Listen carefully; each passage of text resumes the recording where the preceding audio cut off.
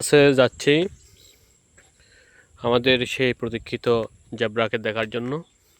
Zebra কী খায় কী করে সেটা দেখার জন্য। এই দেখেন সবুজ শ্যামল বাগানে এই জেব্রাদের বসবাস। চকরিয়া সাফারি পার্কে তাদেরকে এভাবে রাখা হয়েছে সুন্দর একটা জায়গার মধ্যে, খোলামেলা জায়গায়, এই যেখানে তারা খাবার খেয়ে বাঁচতে পারে স্বাধীনভাবে।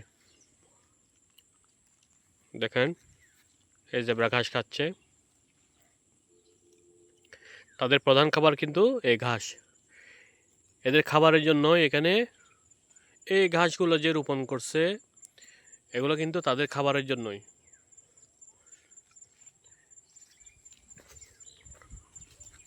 দেখুন ঘাস খেয়ে আমার দিকেও তাকায় আছে। ওদিকে আছে বানর, বানরের ভেলকি আনন্দ। ওদিকে পানি, তাদের পানির পিপাসা লাগলে তারা পানি এখান থেকে খায়।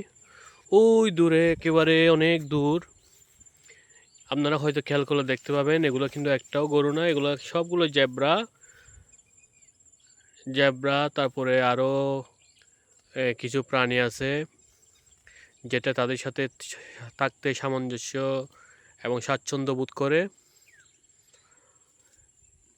হ্যাঁ, আপনাদেরকে আসলে দেখার জন্য অনেক কিছু সুযোগ করে দিচ্ছি, কারণ আমি কেন দেখবো? শুধু আমি দেখলে তো আপনাদেরকেও শেয়ার করতে হবে। একটা কথাই আছে, আমি যা করব যা দেখব ভালো জিনিস হলে সেটা অবশ্যই মানুষের সাথে শেয়ার করা উচিত, খারাপ জিনিস এড়িয়ে চলা উচিত। আসুন, দেখতে আসুন, দেখতে দেখতে আপনাদেরও ভালো লাগবে।